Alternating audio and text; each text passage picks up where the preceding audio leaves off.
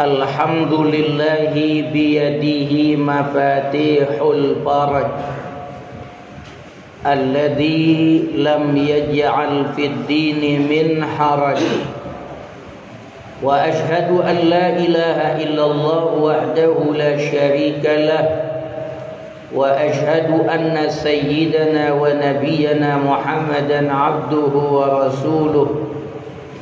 Allahumma salli wa sallim ala sayyidina Muhammad sahibil Isra'i wal Mi'raj wa ala alihi wa sahbihi alladhina nalu a'la daraj, amma ba'd. Fa usikum wa nasi ayyuhal ibad bitaqwallahi fa innaha khairu zad yatazawwadu bihal abdu ila daril ma'ad wa inna ahsanal kalam wa abyanan nizam kalamullahi dil jalali wal ikram. Innal insana khuliqa halu'a idza massahu syarru jazua wa idza massahul khairu manu'a illal musallin alladzina hum ala salatihim daimun. Sadaqallahul azim. Para jamaah Masjid Jami Nurul Huda yang mudah-mudahan kita semua diberikan panjang umur, sehat afiat, mendapat ampunan, kasih sayang, keberkahan, keridhaan, sekaligus mendapat kemantapan iman, Islam dan ihsan kita kepada Allah Ta'ala. Amin ya Rabbal Alamin. Pada Jumat kali ini kita masih berada di bulan Rajab.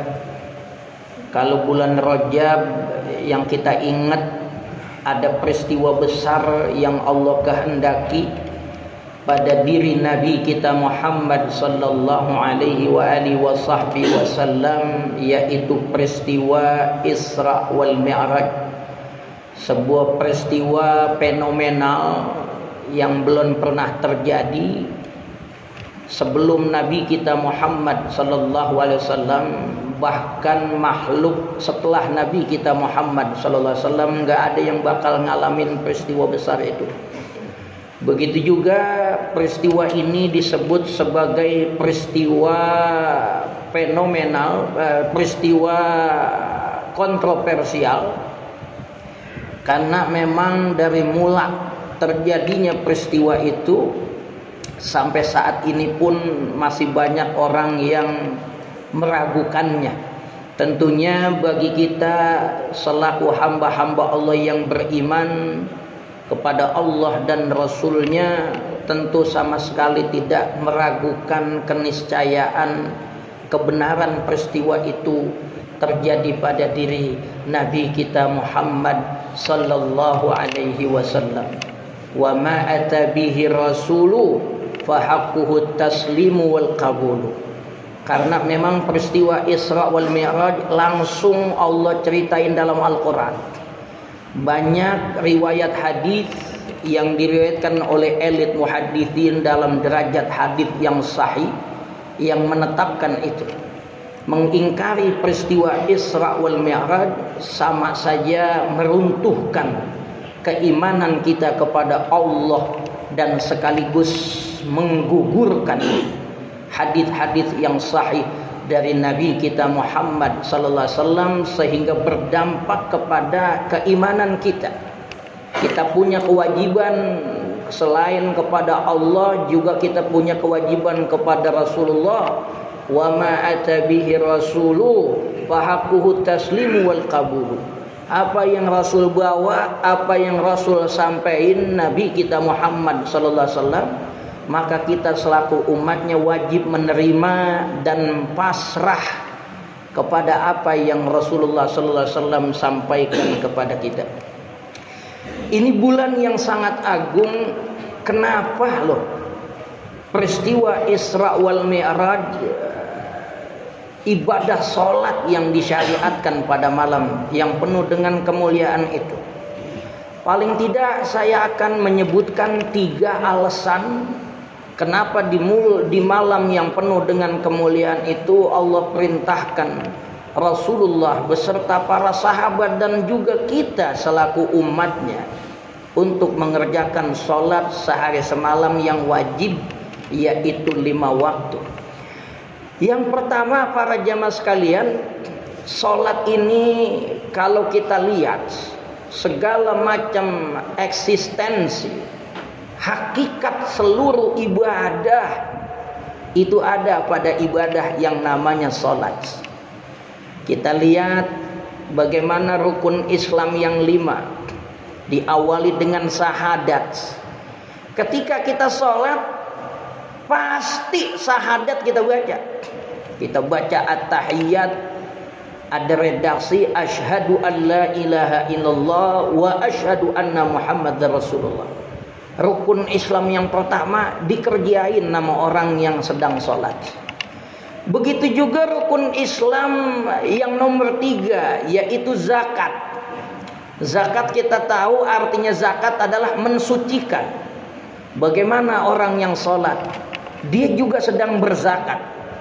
Dia sucikan Allah dengan tasbih, subhana rabbiyal azimi wa bihamdi, subhana rabbiyal a'la wa bihamdi.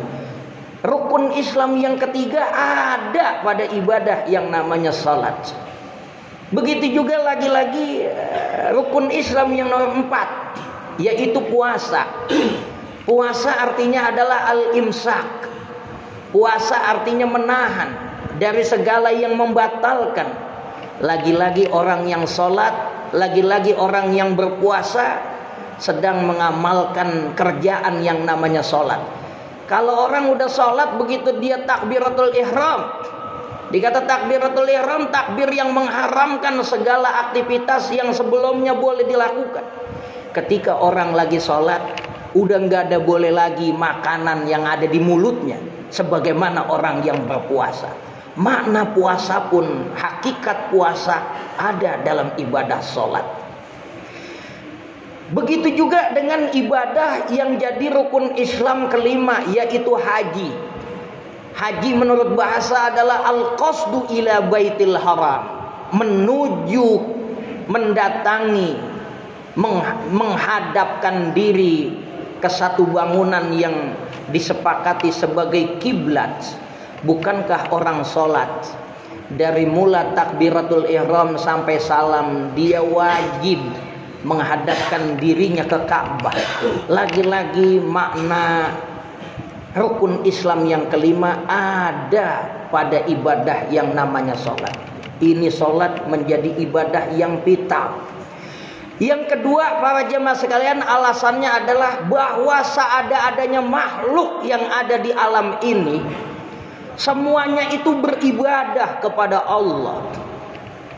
Saat Rasulullah SAW Mi'raj, beliau lihat di langit pertama sampai langit ke-7 makhluk-makhluk yang mulia di kalangan para malaikat sedang beribadah.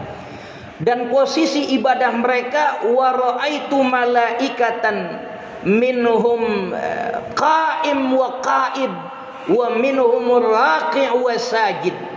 Aku lihat, kata Rasulullah, dari langit-langit yang aku lewati, aku lihat malaikat sedang berzikir, sedang bertahmid, sedang bertakbis. Di antara mereka ada yang berdiri, ada yang duduk, ada yang ruku dan ada yang sujud. Begitu juga makhluk-makhluk yang ada di alam ini. Ada yang berdiri bagaikan tanaman-tanaman yang berbatang besar. Ada tanaman-tanaman yang merambat. Ada binatang-binatang yang posisinya ruku. Ada makhluk-makhluk yang memang selalu ada di bawah seperti batu. Begitulah gerakan. Begitulah posisi makhluk-makhluk yang ada di alam ketika mengagungkan Allah. Ada yang berdiri, ada yang merukuk, ada yang duduk di antara dua sujud, ada yang sujud. Begitulah gerakan-gerakan sholat.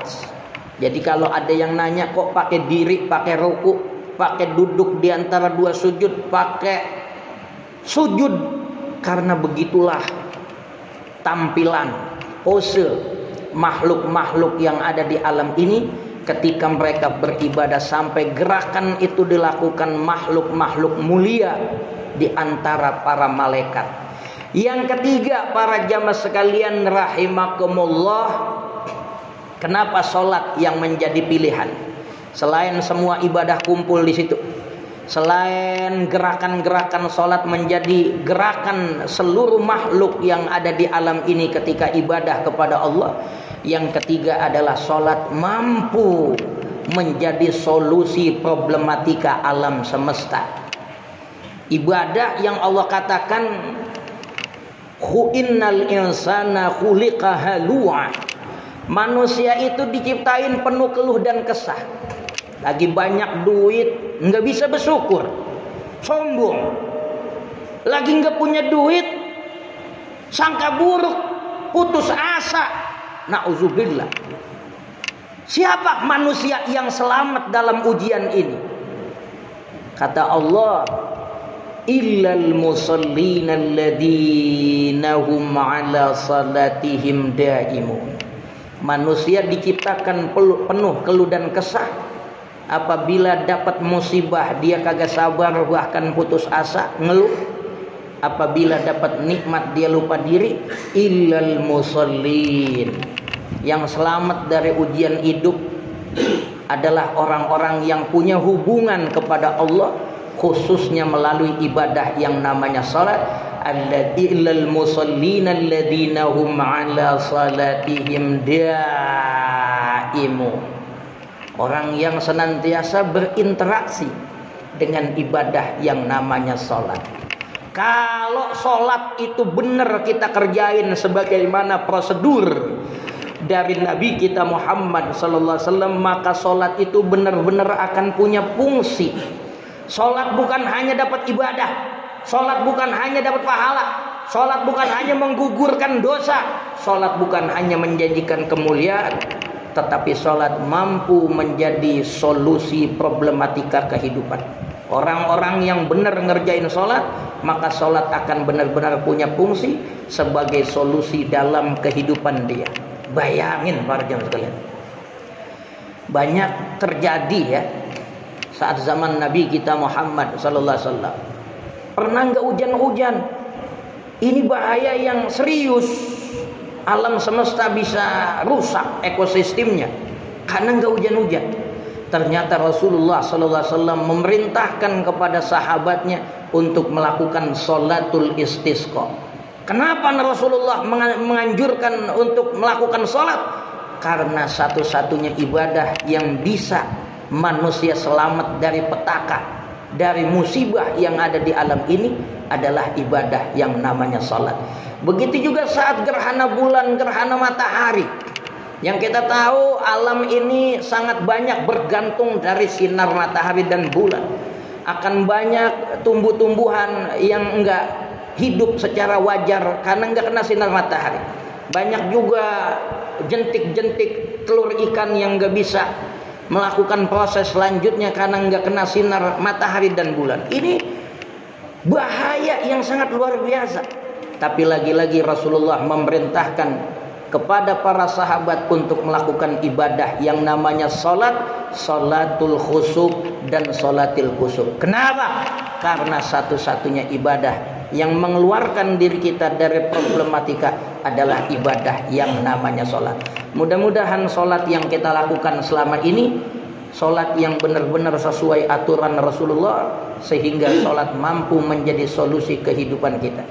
Ya, amin ya rabbal alamin. Kalau udah kita lakukan secara benar, maka sholat itu akan menjadi ruh, laksana tubuh yang sudah ada ruhnya, akan memiliki fungsi yang sebagaimana kita kehendaki. Bahkan sholat yang kita lakukan mampu membentengi diri kita dari dosa dan maksiat. Ada orang rajin sholat, tapi masih berjudi, ada orang rajin sholat tapi masih berzina, ada orang rajin sholat tapi masih korupsi. Berarti sholat yang dia lakukan udah pasti kagak bener. Sebab apa? Jaminan dari Allah, inna salata tanha anil fahsya'i wal munkar. Inna salata, Allah ngomong pakai alif lam, inna salata. Bukan sholat yang asal-asalan, bukan sholat yang hanya tunggang-tunggi, tapi Allah mengatakan inna salata pakai alif lam li ibadatil kamal. Sholat yang benar-benar sempurna. Oleh karenanya banyak orang sholat tapi masih melakukan maksiat, udah pasti sholat yang dia lakukan gak benar. Mudah-mudahan kita mampu memi'rajkan diri kita sebagaimana Rasulullah SAW dimi'rajkan. Kita mi'rajnya dengan sholat, kita akan menjadi hamba-hamba yang mulia di sisi Allah di dunia dan di akhirat dengan ibadah yang namanya sholat. A'udzubillahi minasyaitonirrajim. Bismillahirrahmanirrahim. Wal 'asr innal insana lafi khusrin illa alladziina aamanu wa 'amilus shalihat wa tawassaw bil haqqi wa tawassaw bis sabr. Barakallahu li wa lakum fil Qur'anil 'azim wa nafa'ani wa iyyakum bima fihi minal ayati wa dzikril hakim wa taqabbala minni wa minkum tilawatahu innahu huwas samiul 'alim. Aqulu qawli 'hadza wa astaghfirullahal 'azim li wa lakum wa li sa'iril muslimin wal muslimat fastaghfiruhu innahu huwal ghafurur rahim.